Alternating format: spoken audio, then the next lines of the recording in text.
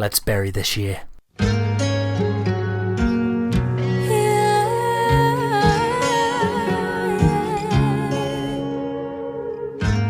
Been waiting my whole life to feel the love inside my bones.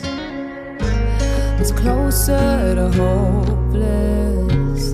Now happiness ain't far from home. I can't believe it. I can't believe it.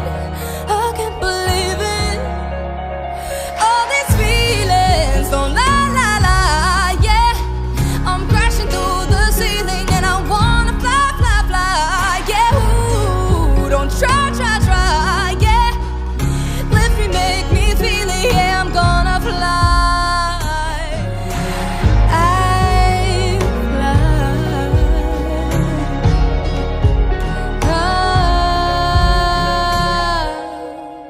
It's been a funny old year, or at least that's what every single advertisement in the year 2020 has told me. 2020, magical year. Losing my job, strangling my hobbies, catching COVID and starting a course of antidepressants. It's safe to say I've become the best version of myself I could possibly be. I have to be honest, I don't have it in me to record right now. So please excuse me if this is more slapdash than usual. I don't have a creative bone in my body left. I know we always say this year was shittier than the last, but I am genuinely amazed that I'm still here. Because 2020 took a couple shots at me. This video, which is usually a highlight of my year, is now something I simply have to put to bed. Let's do it. Honourables! Honourable mentions are movies that I love that I don't have a specific place for, nor much interesting analysis, like The Platform, or as I like to call it, El Hoyo, was a Netflix mid-year darling. It's a political sci-fi horror from Spain. Gotta say, please don't watch it in English dubs. Yeah, I'm that guy. Get ready to see the least subtle metaphor for the class system you've ever seen, as a plate of food slowly declines down a prison complex. Can one person start the revolution and overthrow this experiment? Could you even really call it a metaphor? I know writers who use subtext and they're all cowards. But as I said last year, this is the kind of movie we just deserve at this point in this profoundly stupid world. Who in 2020 had the fucking time for subtlety? Or panna cotta? Ah, that was a reference from the movie. Now you've got to watch it to get the joke. Harpoon, a lovely surprise. Adrift at sea? Fighting for survival in a freeway mind game with sexual tension? Couldn't be me. I guess you would call this a dark comedy, but that's really pushing the comedy part. This film is personal. It makes every single thing the characters are going through intimate and very uncomfortable. And that's before these 20-somethings discuss who they're gonna eat first. One of those dark comedies where you're not quite sure just how far it's willing to go. There's been a lot of boat-based horrors this year, so there's a new subgenre for you. But I don't know, there's something kind of sexy about being stuck at sea. God damn it, I sound like a Letterboxd review. Next up, King of Staten Island? And Big Time Adolescence. That was my Pete Davidson impression. I'm sorry? Discovering this squawky, Iago-voiced 20-something has been grim. Don't get me wrong, it's hilarious. He's innately funny. But the sad truth is that Mr. Davidson is just trying to make you cry rather than trying to make you laugh. These are two pretty aggressive movies about Arrested Development and aimless, depressive young adults. And to that I say, mind your own fucking business. Dealt with a punch that just does not hold back. These were not movies I needed to see at this part of my life. Two movies with different endings, but very much about the same thing. One with an upbeat positive message, and the other, below the belt, in one of the most powerful scenes I've seen this year, and probably the decade. I won't tell you which one it is though, you gotta watch both of them. Just imagine a shot so perfect it justifies the entire movie. I'm as surprised as you are, but I will now be following the career of one deeply profound, introspective, and borderline pathetic artist, Pete Davidson. I've no clue if his stand-up is like this, but it probably isn't 3 hours long, Judd Apatow. That's too long. It's too long for a Judd Apatow movie. David Copperfield, one of the last movies I saw in theatres, maybe ever. One of Charles Dickens' lesser works really brought to life in modern day colour with, ironically, colourblind casting. I don't remember back in February whether the colourblind casting was a controversy or not. Apart from the internet staging these two movies against one another, we didn't have anything this year. It was bliss. I like it. History's a whitewash, and it really does rejuvenate this story. Dev Patel as Dave alone. Inspired. This film has an amazing cast list, and it knows it. You could cast any of these actors as the next Doctor Who, and I wouldn't complain. Even him. The only problems I have with this movie are the problems I have with the book itself. It's a very feckless middle class, oh, I'm Charles Dickens and I'm rather comfy now, thank you. Yes, everything will turn out okay because I'm a writer. They pay me the big bucks now. Everybody should become a writer. The end message of this book is don't worry about things. Don't worry about money, don't worry about class, don't worry about anything. Everything's gonna turn out alright. In Victorian England. Is it? Does it? I'll let you know that one when I find out myself. It's not Oliver Twist, let's just say that. Its strength is in its characters. Dickens was really good at writing genuinely eccentric oddballs. Iannucci is one of those writers who has mellowed with age. Any bite there is outdated and long gone. So I'm glad he's just sitting back, hanging out with his period pieces, getting fun casts of actors onto the right projects. Please sir, may I have some more? Ow! Every single frame of Wolfwalkers is a painting. Specifically, a children's book illustration. Unsurprisingly, this film by Cartoon Saloon is another gorgeous masterpiece. It's the kind of movie you want to wear on a cold winter night. It's the kind of movie you want a giant coffee table book of the art for. Unlike a lot of other movies in this list, it's a film that is a easy, effortless watch that rewards you every single second you pay attention to it. And there's a kind of objectively good face value to that I appreciate, especially in early 2021 when I'm still binging cowboy rom-coms and whatever shit Shudder has thrown out this month. So Wolfwalkers comes as a last-minute addition. It's not a surprise to me. It's beautiful animation mixed with Celtic mythology, telling a timeless story with a pressing message. And also, there's doggies. Ever since 2015, I kind of made my peace with the fact that we were never getting another Song of the Sea from Tom Moore. I stand corrected. But now let it be known that this small Irish Oscar-winning animation company are now standing toe-to-toe with Miyazaki, Disney, and Mamoru Hosoda. Wolfwalkers has DNA of so many other animated movies in there. There's elements of Wolf Children, Fox and the Hound, Princess Mononoke, The Secret of Kells. Remember Brave? 2012's Brave? Well, this is what you wanted Brave to be.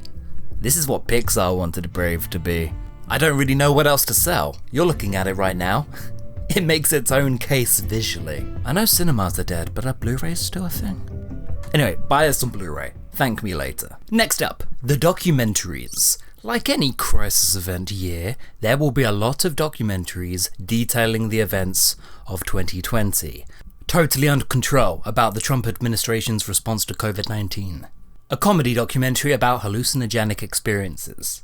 Circus of Books, about a gay porn store. And, Host? Certainly felt like a documentary. But let me tell you about these two. My Octopus Teacher, a personal vlog turned nature documentary. Swimmer Craig Foster discovers a curious young octopus and goes to visit her in her den every day for 3 years. The documentary follows their forming bond, and as he wins over the animal's trust, she shows him the real majesty of the sea. I haven't been diving for a while, never intelligent enough to study marine biology, so I can live vicariously through this documentary. But an interesting take is that the documentary very quickly tells you that this isn't your story, this is his. This isn't an objectively shot Attenborough documentary, this is a story of two friends. And my god, will you cry when they start showing each other parts of their worlds. In equal parts poetic as it is challenging, it captured me so much that by the 60-minute mark, I kind of had forgotten that octopi aren't really known for their long lifespans. And that realization comes to a head when, they do it.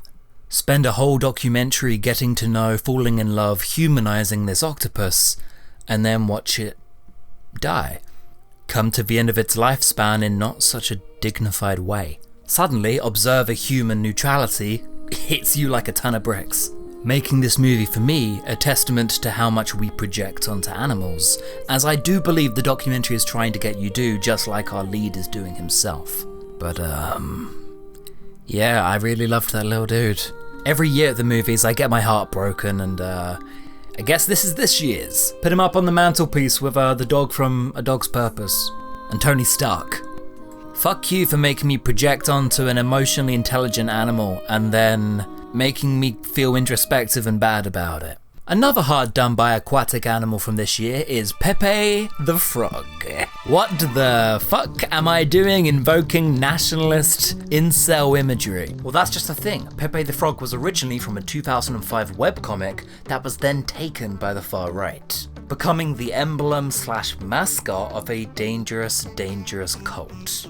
Feels Good Man is the story of Pepe's journey across the net, the birth of the fascist, dangerous internet communities we've been battling for the last decade. But mostly it's a story about Pepe's creator, artist Matt Furry, who sued the shit out of them and everybody who stole his intellectual property. Early internet is a number of kids creating monsters in their basement. Very real threats with, as we know, real-world consequences. Not only is this really interesting subject matter to begin with, and the presentation, impeccable, but mostly I love the angle the documentary takes. It's so personal. Pepe the Frog was his baby. He drew it ever since the age of 5. How does it feel? What does it mean to have your own character become worldwide famous because he's parroting Trump quotes? Pepe the Frog and general memery became a moniker for real-world violence, an online language breeding potential domestic terrorism. There are people in the world who are billionaires because of Pepe the Frog Bitcoin. And I'm just over here slowly coming to the realization that the America experiment was a failure, and the algorithms broke the world in just 2 decades. Okay, so stick with me here. Pepe the Frog is a signifier with no signs. Divorced from all original context, he is now just an icon. Can Matt Fury reclaim his character and make him an icon for good? I swear to God, if you make me talk about death of the fucking author in concern to Pepe the Meme Frog, I am gone. But the documentary briefly goes there. Feels Good Man slides his way through a number of really interesting questions. These 2 documentaries stand out to me because they approach these giant issues from really personal, ground level points of view. Like, Matt Fury is just a guy. He writes kids books. He has a daughter. And if I thought I'd be caring about the sanctity and reclaimed victory of winning back Pepe the fucking Frog, I would think I was having an aneurysm. Number 7, a movie that gave me an aneurysm. I'm thinking of Ending Things. You're gonna be told that to get this one, you're gonna have to watch it 3 times. That's not true. You're gonna have to watch it once, maybe a little bit of a video essay, and then a second when you show a friend. Just make sure you show the right friend, because this film is fucking weird, but it's not impenetrable.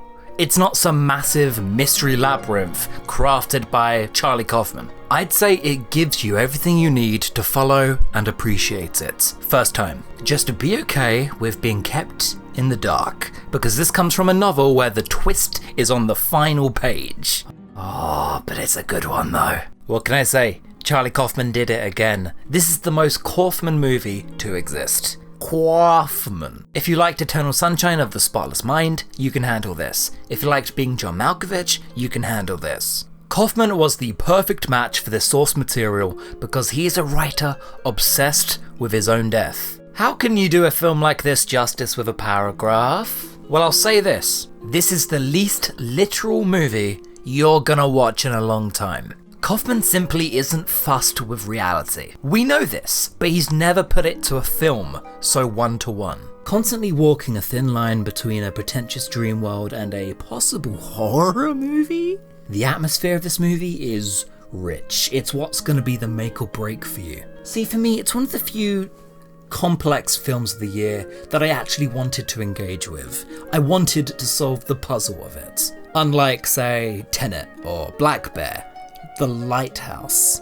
The film throws me a bone and gives me enough for me to actually want to work it out. By the way, for the record, Tenet was by far the worst movie of the year. Seen just as intended, in a cold, rainy, COVID-infected drive-thru. Just as film auteur and COVID superspreader Christopher Nolan wanted. Maybe Tenet and I'm Thinking of Ending Things are an apt comparison, actually. The both of these big names being the most Nolan, the most Kaufman. Difference being, I guess one of them has substance of their own, and doesn't try and kill their audience. Anyway, making you regret ever being born. That's more up Kaufman Street. There is a real kind of beauty to this film. Even when the script turns into a Kaufman essay, we are lucky to be listening. And no, we're not going to talk about the actual film or its contents, because that would give the fucking game away. Number 6, this was unexpected, Enola Holmes. Enola Holmes is a rather new addition to the Sherlock Holmes canon. A secret younger sister of the Mycroft Sherlock family. I have no idea where she has come from, but I want more of her. If you have a Netflix account, you probably saw 10 trailers for this thing. And from that, I would say we're getting a rather twee, awfully British affair. I hated that trailer, but somehow that energy transitioned into a film just fine.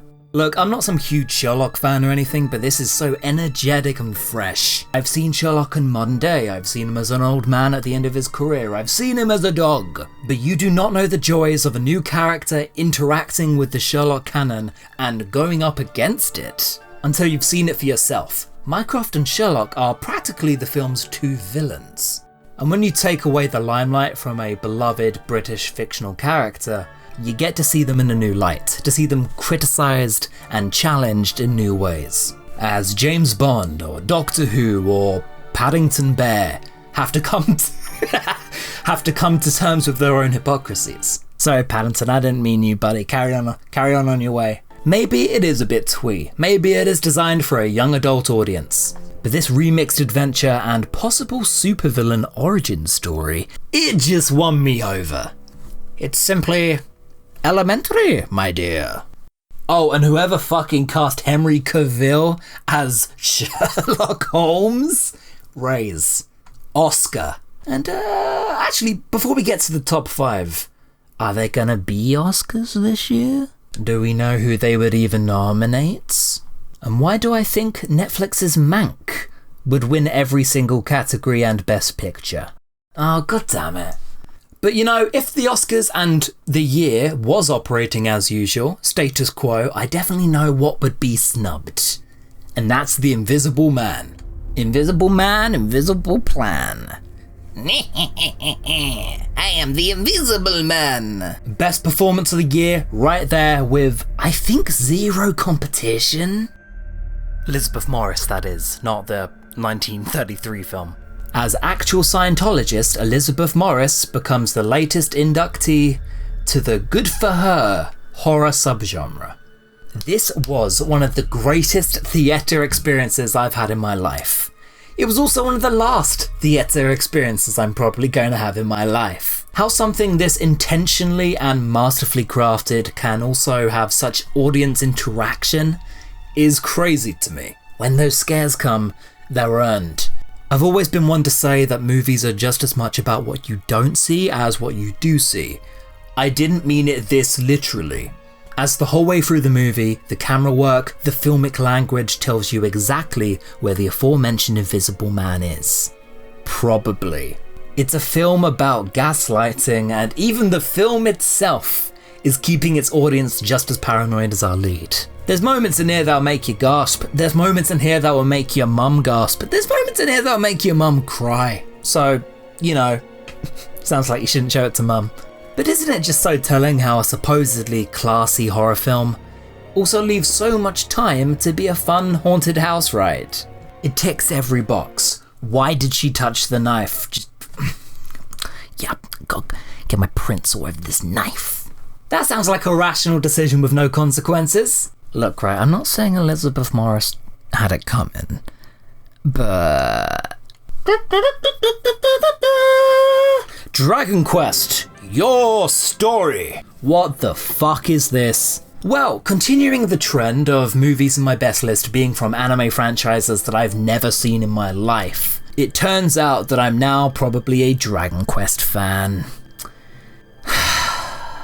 Anyway, context. Dragon Quest is one of the biggest gaming franchises on the planet. And I don't mean like Dragon Ball, Mario Brothers kind of famous. I mean like Disney famous. It has a huge history in Japan. The motherfuckers just love EXP. A long history that isn't required for this movie. Like, at all. It's a pseudo-adaptation of one of the more popular games, but there is no prerequisite required. I went into this wanting some good old-fashioned JRPG fantasy action, and I got it, along with some other stuff. This is a beautiful, well-paced, well-animated, fully rounded epic of a quest, as this beautiful world of colourful Akira Toriyama characters come to life. And then nobody talked about it, or wanted to discuss it beyond its weird fucking ending. Which is a shame. But to be fair, that ending is a real make or break. One of the greatest twists I've ever seen in a movie. A game-changing, genre-shifting, almost rebuttal of the entire movie that came before it. Frankly, you gotta admire the balls. The audacity to jeopardize the entire movie that came before it for a belter of a twist. But admittedly, yeah, one that everybody isn't going to like. Japanese audiences hated this.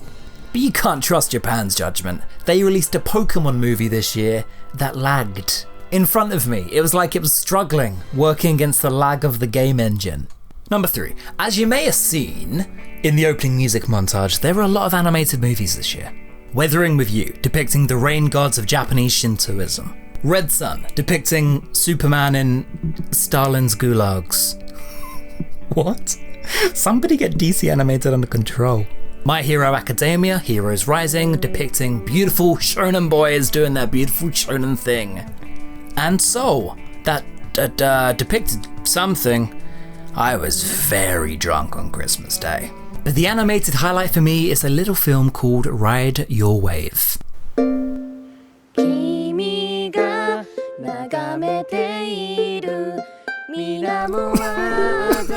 Why did I have to play that song? That song. It's a film with a song. You know what I mean? One of those songs that is just there to break your heart in the third act. Fuck it to hell. Why do I listen to it every day? So yeah, get ready to cry your little wee part out as director Masaki Yuasa uses his animated powers for evil. This is the man who gave me one of my favourite films of all time and of 2018, Lou Over the Wall, and for every single second that film is trying to bring you joy, this film is trying to ruin your day.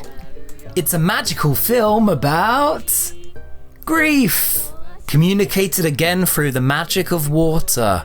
That's one hell of a motif, and it's also very nice to look at. I don't know if you noticed. It's fireworks and bubbles and sparkle all in the face of a real hard-hitting coming-of-age tragedy. As a young surfer and a fireman fall in love and are separated by the sea, only to be brought back together by the single strangest plot device you've seen this year. But as bubbly and cutesy as it all is, this film is essentially a 90s American rom-com. Don't let it fool you into thinking it's not taking this seriously. The main character remains in denial for the entire film, and these haunting real-world elements aren't subtext, they're up there on the screen. Somehow at the same time you're experiencing a coping mechanism, but also a display of actual magic. And they're just one and the same, as Hinako carries around her new boyfriend who is now made of water. And boy does he love to sing. I've always said the very best of films aspire to be hilarious and adorable, but also incredibly depressing. Get you a man who can do both. A man like Andy Samberg, of Lonely Island Brooklyn Nine-Nine fame. Listen, motherfucker, you and me are gonna sit down and we're gonna talk about Palm Springs. A wedding movie, a summer movie, a time loop movie.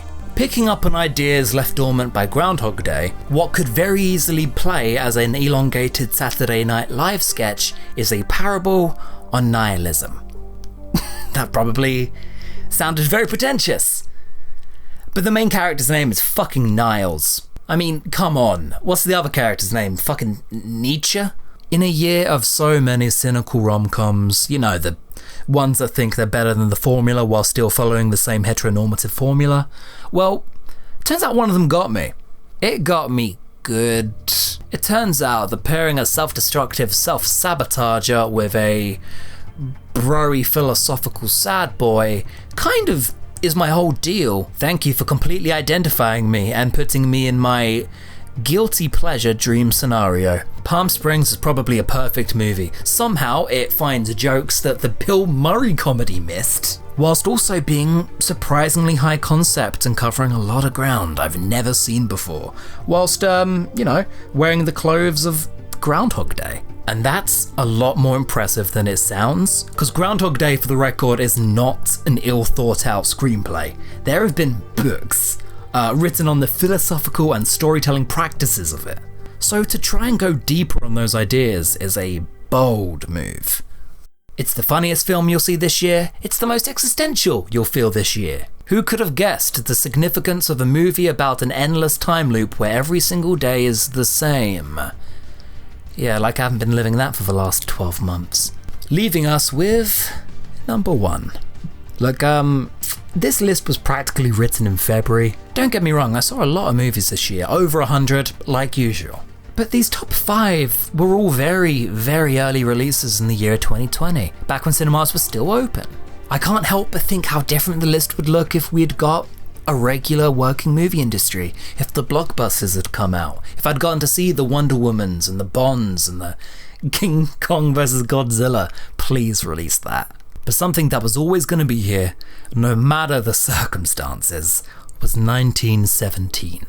Yeah, this was a 2020 release over here, for us in rainy fascist Ireland. How about a 10 out of 10 blockbuster about the island's greatest moment? World War I. Cool, Sam Mendes did the war movie. Can we pack it up now? Can we stop doing war movies? Because for the record, this is not my genre. This is not my kind of film at all. But surely everybody can appreciate that this is cinema at its truest. Movie making with every single engine firing. You know that a movie has been well crafted from the ground up when watching the bonus features is every bit as exciting as the movie itself. And the movie itself is Oscar winning. And that almost sounds like an understatement. And all of it is captivating. All of it tells a story without saying anything. My go-to line on 1917 is that it's a film of details. There's storytelling in the environment, a horse trampled in no man's land, an abandoned house with memories of its previous owners, hollowed out towns and rat-covered barracks. The movie is hell, and I like war movies that remind you that. Apocalypse Now is an apocalyptic movie. 1917 is about the end of days, and the visuals will reflect that as we put this main character through hell and back. And because you never leave his side, you feel and see everything he does in practically real time. I've heard some people say that the one-take gimmick, which isn't a gimmick, let's be frank, creates a kind of guided tour nature to it, like it's all too smooth. I couldn't disagree more. That's a fair sounding criticism, but what's the alternative? 10 cuts a second shaky cam? No thank you, I'll take this actual feat of engineering and filmmaking. This actual display of talent. A miracle film. Comparable to the industry highs of, I don't know, Cameron? I consider myself so privileged to have seen this in cinemas. I remember the film leaving me in tears despite not doing anything to try and make me cry. I personally love its objectivity. The characters are completely immersed in their own world and only speak phatic dialogue, leaving it to the audience to infer any meaning you want from it. It's the ultimate form of take what you want from it cinema. If you want a technical showcase, you can enjoy that. If it's a quest to find famous British cameos, yeah, it's that too. To my dad, it'd probably be an exercise in historical accuracy, which, sure. I found one essay that said it's a movie about trees. So that's nice. But to me, it's a story about tragic little details. This movie is 100% set design. Well, stellar performances, Roger Deakins, but 100% production design. If we've got more movies like this ahead for Sam Mendes, then I'm gutted. Frankly, they've been stitched to the Bond series for the last decade. I just think about how I felt in the cinema, the people I saw it with back when the world was open, and it feels like 5 years ago. Aside from everything else, I want the world to reopen so we can get another 1917. See you in 2021, where hopefully there will still be movies.